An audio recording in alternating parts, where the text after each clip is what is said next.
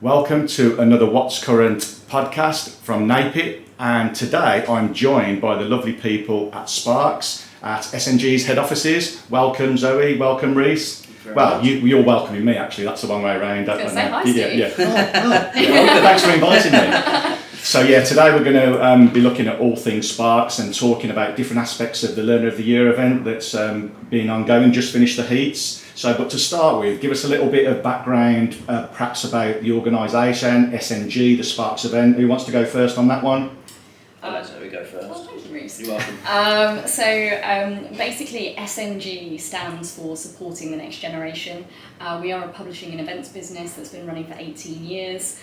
We have multiple brands that all look after trade disciplines, so plumbing, electrical, hairdressing, general construction. But SPARKS is our electrical brand, and for SPARKS we do print, we do digital, and we do live events in colleges across the country, very much engaging with the next generation of electricians and giving them a number of skills, both kind of practical skills but soft skills, and also really congratulating on the wonderful decision they've made to pursue an electrical career. Yeah, fantastic. And what's your role within the business then, Zoe? You're the main woman? Yes. So according to the team, general dog's body. But no, I'm. But you'd never say that, really. No, absolutely not. I'm amazed at how much I get delegated. But no, I'm the managing director of SNG Publishing. Okay, brilliant. And Rhys, tell us a little bit more about your role and what you get up to here. Well, I've seen that firsthand, so I'll expand on that a little bit later. Oh, thank you. So I'm the event support manager. So everything to do with the competitions for the Learner of the Year, I help organise and then carry out on the day. So all of the kind of legwork beforehand in terms of getting students signed up to the competition and things like that, and then even down to ordering all the products and things like that, getting the competition to be the best that it can be. And then that's how I was able to meet the lovely Steve. Yeah, thank you. That's nice. Yeah, so I was, for those that don't know, I was part of the first two heats, one of the judges, a privilege to be able to do that.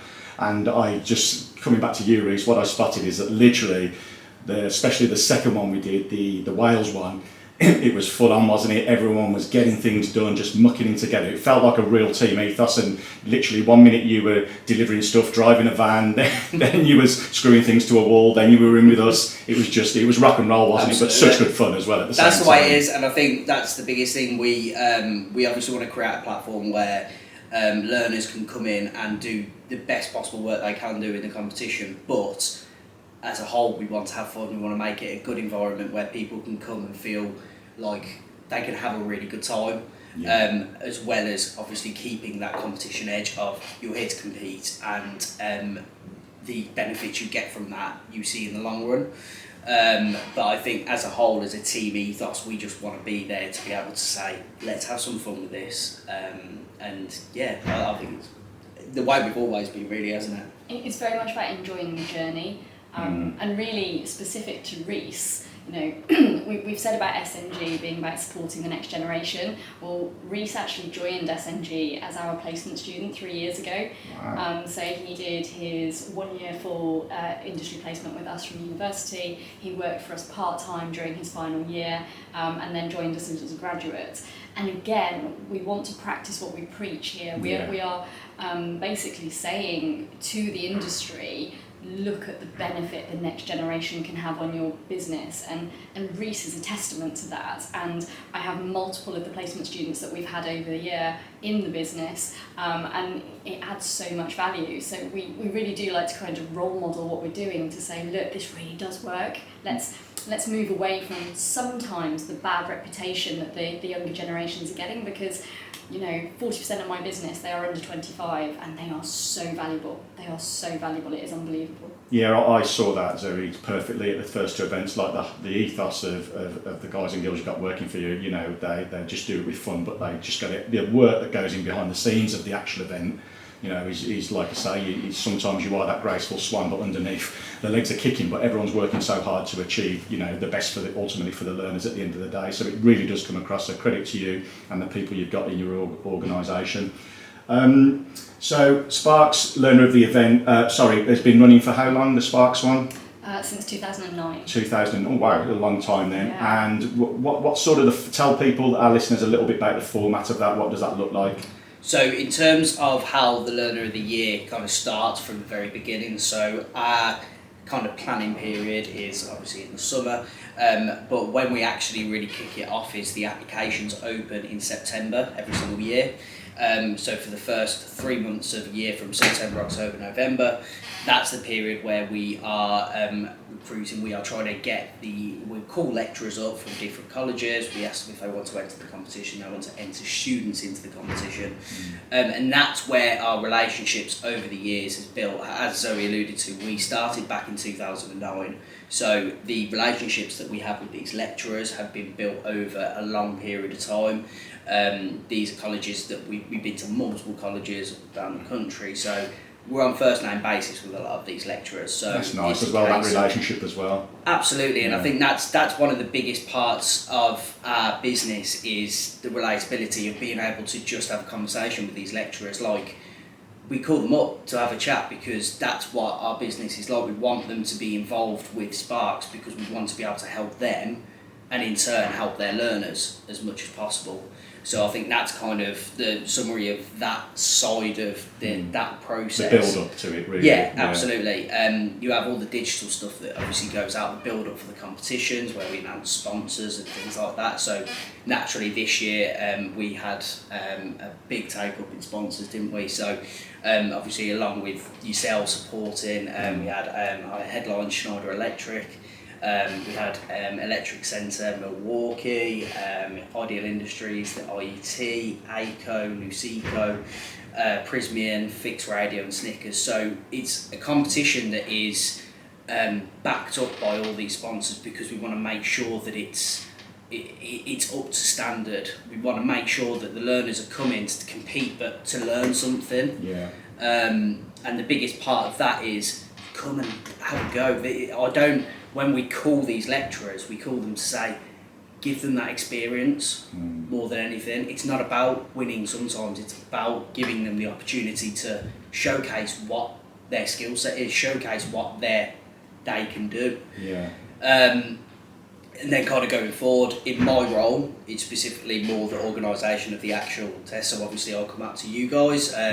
It was quite early this year. I think it was about September when I first contacted you guys, maybe a bit earlier. Talk about the drawing. Technical aspects, yeah. Yeah, so got the drawing all up together. It was yourself and John that I had a lot of conversations with over the last couple of months. And then really the fun part of it is when we kick it all off and we get down to obviously the first one at the Southwest in Exeter, which they have been fantastic this year. The standard has been so high, and I think that's really shone through. I know you were really impressed with the work that they put forward, but the most enjoyable part for us is getting there and seeing all the learners and the lecturers and meeting you guys and things like that. Yeah, absolutely love that part. And then, correct me if I'm wrong, Rhys, but you've got the 6 regional heats, haven't you, all over the country? Correct. And then we get a winner out of each of those and a runner-up. And an overall runner-up. Yes. So the 6 finalists will go through to the final, and then the highest runner-up will also get a place. So that's like a 7th place at the final. Yeah. I remember that. Yeah, correct. Right. Yeah. No. Yeah. So we've had some real success stories this year. We launched Female Skills last year, which was really to give females in the trade an opportunity to really excel and give them the community to kind of do that work. And our overall winner and runner-up from last year obviously have gone through to get through to the final this year. Fantastic. And we also had Jared as well, who entered Learner of the Year last year into the regionals. He then re-entered and has now got through to the final. Brilliant. So we look at it almost as a pathway to give them the opportunity to succeed, and they come back the next year and they're like, I want to give it a go. I want to better myself. I want to do better than I did last year. So maybe if they didn't quite finish last year, the next year they come on and do it. And we like to see that evolution of massively the confidence. You can see the confidence when they come in. and they do that work. They might be a little bit confident in the morning. I mean, you will have seen it. They're like, oh, this looks quite a lot. And by the end of the day, they're a lot of different people. Yeah, because definitely. they can look at that wall and go, I've done that. Yeah, it's a good sense of achievement. And what I love about you said there with those success stories is it's quite key there, because that says a lot about the competition as a whole. Because if you're willing to go back and do it again, it's not something you said, oh, I'm not doing that again because it was a bad experience. Obviously, they love the experience because it isn't that, it's competition, but it's relaxed, it's fun, it's, it's not, like you said, when you're speaking to these lecturers, it's not necessarily your best and you've got to go and win the thing. Give us people that are willing to give it a go and just want to better themselves, and that's got to be great for the young people, hasn't it? I think the thing that we're really trying to do is, yes, we're running a skills competition. Yes, they're coming to do a full installation under real life conditions, and we're trying to test their skills, but actually there's a lot of soft skills that play into it. We want to help improve their confidence. We want to help improve their communication. We want to create a sense of community, and that's really valuable, because we all know starting out in any career, it can be quite daunting. Yeah. Have I made the right decision? Am I going to like what I'm doing? Am I going to feel supported?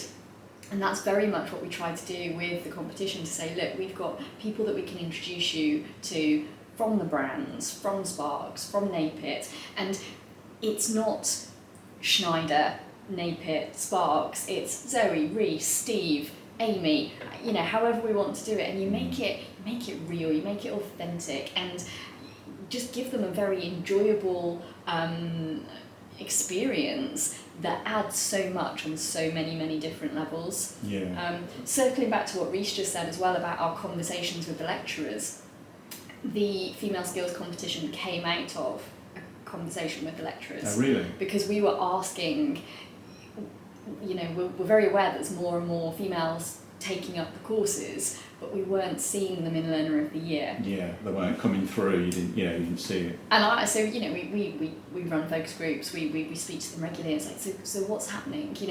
This is brilliant. Why aren't we getting them into the competition? And the feedback we kept getting is they don't want to be the only female in the competition. So it's like, okay, that's not a problem. Every challenge is an opportunity. Yeah. So what we basically said was, let's trial a female-only competition. And only, on the basis that we already have Learner of the Year, which is open to everybody.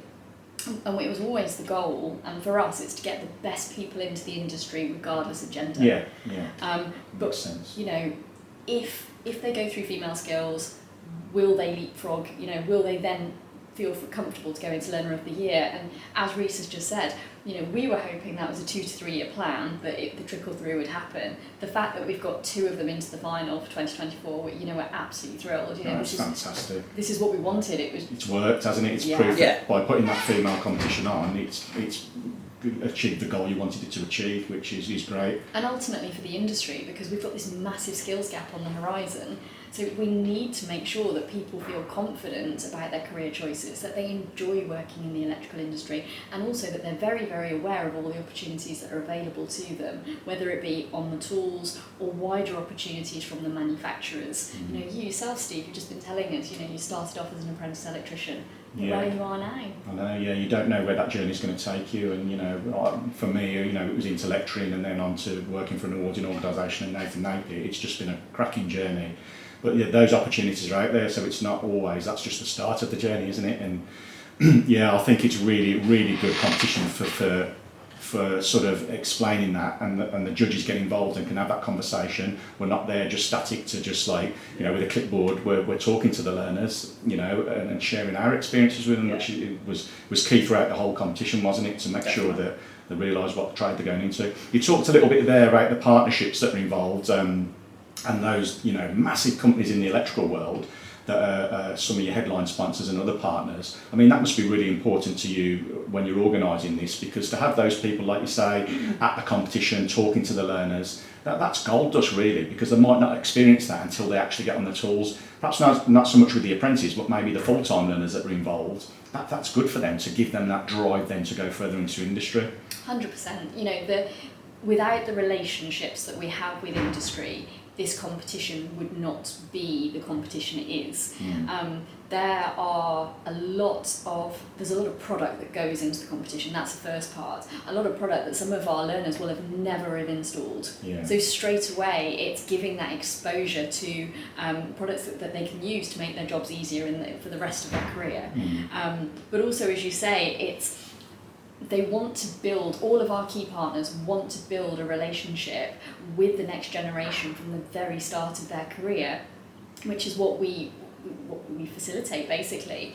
And probably some of the things that aren't seen so much on social media is, yes, we've got the sponsors there supporting the competition, in the workshops, showing what they're doing, but then on the flip side, they're in the classroom talking to the lecturers and letting them know what the changes are in the industry, what new products they're working on, and sometimes it's just doing a Q&A and saying, okay, right, you are teaching the next generation, what are your obstacles, what are your challenges, and then they're going back to head office and being like, right, we need this and this, so it really is multifaceted. The way that we're very focused on the skills, the community, the confidence, but it is the learners, it's the full-time learners, it's the apprentices, but it's also the lecturers. So it really is a spectrum. I think that's really, really key actually, because what I witnessed in the competition is the bit you're doing it for, and it's the learners, but there's so much besides. You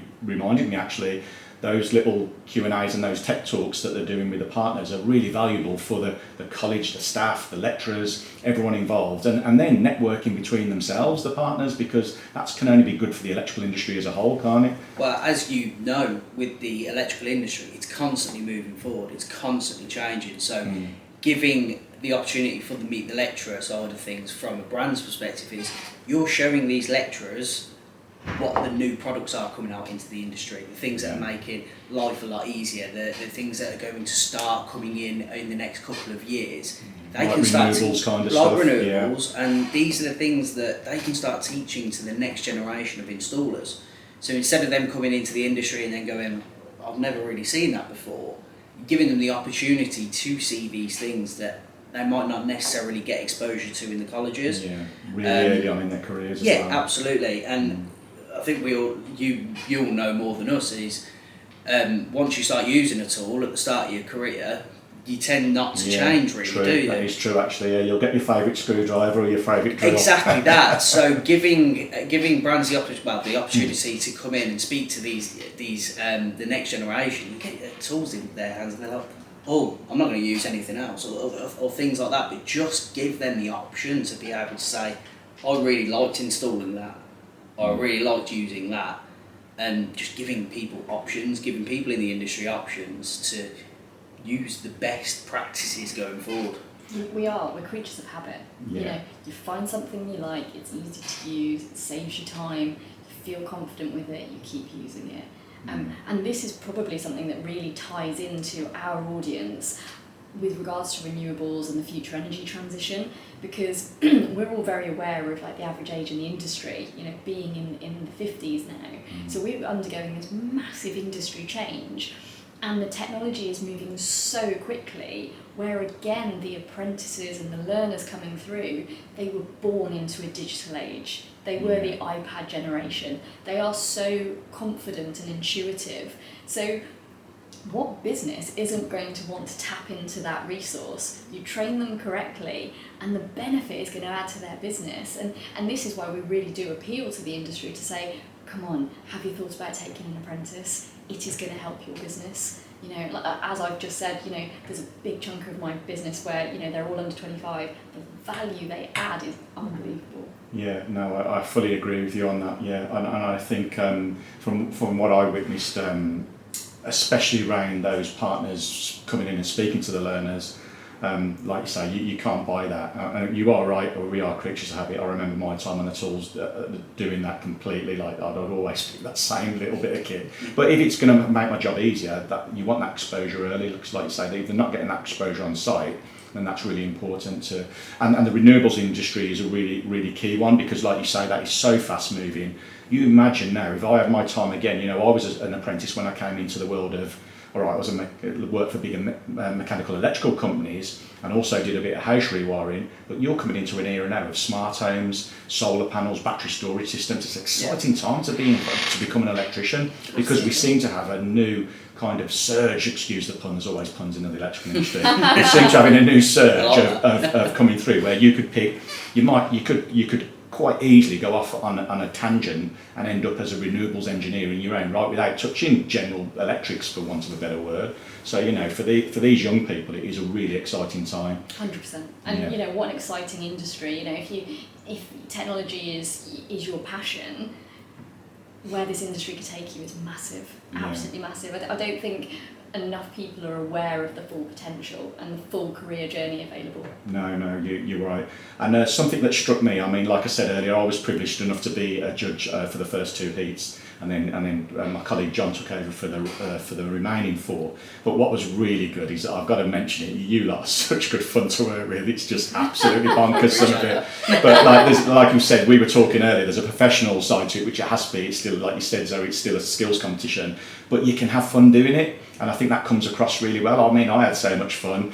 You know, we were not quite showing off my dance moves, but, you know, we were doing a little bit of... We'll get you next time. Next time, yeah. But, you know, like I say, there was a bit of guitar work, I think, in there at one point. But, yeah, the media team and, you know, going round and just doing the recording and everything, it just created a sense of fun for the whole event. So you felt like you'd been at something that wasn't staid, it wasn't rigid, it was fun. Is that quite deliberate that you do 100%. that? You know, we're trying to make the industry authentic. We're trying to make the competition authentic. As a business, authenticity is ingrained in our brand. You know, our goal as a business, our mission statement is to support and encourage and inspire the next generation. But have fun doing it. You know, we are not corporate, but we are very, very professional. My team are incredible. They work very, very long hours during the events, and the way that we do that is we keep ourselves buoyed by having a lot of fun when we're doing it, and we love building the relationships with the industry partners, but we're also very, very aware that Gen Z value authenticity. You know, and that's why we want to make sure that we're very approachable and that we can make it fun. And also, you know, huge kudos to the digital team, because for the first 5 heats we can't show the bays because we have to make it completely fair that people don't know the drawing, and you know, so the content that they come up with to still make it fun and engaging, and what we do love is that every single industry partner gets on board, comes and have some fun. You get no choice. Absolutely. You know, and we will have you dancing in 2025. Absolutely. You know, we're going to put this, it's been recorded now, you know. I know, yeah. So yeah, we're feeding that back up to NAPIT head office, please. Steve needs to be dancing, Okay, you know, with John, 2025. Electric guitar back out. Get on the drums. On the drums, yeah. We've already had you mixing this morning. Yeah, DJ Steve.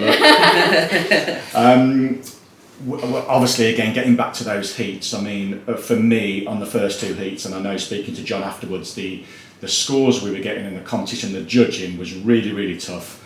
We've got a set criteria we judge to. Obviously, it's done in line, you know, to be fair to each learner that takes part. That's how it should be. But it was so tough this year to sort of, sometimes they were separated by literally half a point, some of these learners, between the runner-up and the eventual winner of the heat. So going forward to the final, I mean, that's just going to get even more intense, isn't it? I'm not judging that at the final, unfortunately, because it clashes with another show, but my NAPIT colleagues will be. So do you envisage that just going to be a tough journey? And have you seen the standards? How have you seen it since 2009? Well, the standards keep going up and up and up. It's amazing to see. I think the standard each year is very high. Yeah. But you're seeing it across, especially this year, across the field, where you're getting the majority of people almost nearly finishing the test and things like that, which you want everyone to. But the standard of the work is just fantastic, and it creates that real kind of, again, when we talk about bettering themselves and giving them the opportunity to showcase what they're able to do, I think that's we take a lot of pride in that, Yeah. giving them the platform to succeed, giving them the platform to grow in confidence. But as you saw, I mean, I remember you marking at the Wales heat, and you were scratching your head, you were backwards and forwards between bays, because you're like, I don't know what separates. Yeah. But then you're kind of backwards and forwards, and you find that winner or find that runner-up, but you just look at the work, and I remember you standing there and going, that is amazing. I'd have been proud of, like, you know, I was nowhere near that standard as an apprentice. You know, you're learning, but some of these are first, second years. You know, it's not like they're coming out their time anytime soon. And I think from one of the heats, one of the second years either won it or got to the semi-final. I can't remember exactly, but I was just blown away by the standard of work, the meticulous amount of detail and effort. And I remember the thing that struck me is from the first whistle till we call time on it, you know, because it is a timed event. They were literally just honed, focused, and just on it all the time. I mean, you could see the concentration just etched on everybody's faces. Definitely. So I've got nothing but kudos for these young people, because I'm not sure I was like that at that age. I was easily distracted. That my school report would have said that. You know, Steve is easily distracted. I think we have to really highlight as well the work that goes in with the lecturers, because obviously, you know, Rhys has described our event calendar and the main events happening between January and April, but we start contacting the colleges in September, and in numerous colleges across the country they hold internal competitions because multiple people would like to take part. Oh, really? And then it's the winner of their internal competitions that then go through to the regional heats with us. Right. And then, of course, as you said earlier, it's the 6 winners plus the highest national runner-up that's going into the live 2-day event in April, which is being held at Schneider Electric's Innovation Hub in Coventry. And you know, the fact that that's a 2-day intensive test, you know, it really is full on. But I think that is why the standard is increasing year on year on year. There is more and more preparation, and you know, it's tough working in education at the moment, and the dedication of the lecturers at the moment should never ever be overlooked. You know, that's why that relationship is so important to us. You know, we work with 234 colleges across the UK, and you know, we love seeing them every year. We love hearing what's going on. We love them telling us what's happening in the colleges, and knowing that their other learners and are watching the coverage and the full cycle. That, you know, you'll have people watching going, oh my goodness, I want to be involved in that next year, and then it's a perpetual cycle. Yeah. And this is why the standard is going up and up and up. Yeah, you can definitely see that, and that leads nicely onto sort of my final point really, is that you know, we've got the final in April, like you say, for the SPARKS event, but then the planning starts again for 2025. Yep. Wow, it's moving fast. So, you know, if other colleges or lecturers or people listening or watching want to know more, head to the website, have a look at SPARKS magazine, absolutely. would be the obvious place. So if it's learners, speak to your lecturers. 9 times out of 10, their lecturers are going to be aware of what we do. Yeah. At that point, refer them onto our website, and our Learner of the Year page at the bottom there's a register your interest form. Okay. On that form, if you just pop your email in and stuff like that, it comes directly to us. As soon as applications open in September, you'll have either myself or somebody else on the phone, virtually straight away. Would you like to enter? That sort of thing. So it's really easy to enter our competition, but obviously we know there's a lot that goes over the summer and things like that. But if you register your interest with us, we will contact you on our website. So this could just grow and grow and grow, hasn't it? I mean, we already talked this morning, you know, before we started recording, about you've got an event coming up which is new for you when we mentioned renewables. Tell us a bit about the Renewables Expo, you're calling it. Yep, so it is the SPARKS Renewables Education Expo. Nice. That's taking place in May at New Suffolk College. We have got a number of brands and manufacturers coming along to do almost like a mini trade show with talks, and to really start talking about the changes in the industry, the future energy transition, and what that they can offer the next generation of electricians. But we're taking it into the colleges. I think that's fantastic, Zoe, because for me, you know, like I said earlier, you know, when it was just power and lighting, but if you're getting that renewables input into your learners from the off, I mean, it is part of the apprenticeship standard now anyway, that they've got that introduction to things like solar, battery, EV charging, but to get it in early, that could be a really key one for you guys. You've got a high proportion of full-time learners as well in the colleges, or part-time learners that won't have the exposure to these types of things. Yes, they might cover it, but they might not have seen it because they haven't got it in the colleges. So having an expo like this will hopefully give them the opportunity to then go and see these different technologies that are coming out, the stuff that 9 times out of 10 they're going to then be installing later on in their careers, and things like that. So we hope that we are giving these learners the opportunity to see these new technologies coming into the industry, because that's going to be their future and our futures.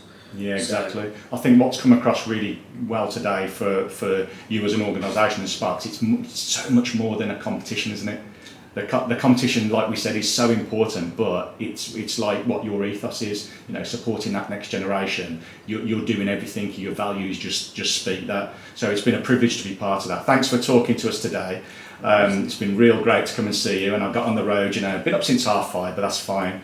But yeah, I always come in and end up with a smile on my face when I speak to you. That's the main thing. That's the main thing. And as I said, we've got it on record now, so you do have to do some dancing. Dancing. I don't mind a bit of dancing. I don't mind a bit of dancing. You've got 10 months to practice. Yeah. I'll just wing it though. All right then, guys. So thanks so much for your time today. It's been a pleasure. Thanks, Steve. So thank you for listening or watching to another NAPIT What's Current podcast, and hopefully see you on the next one. Bye bye for now.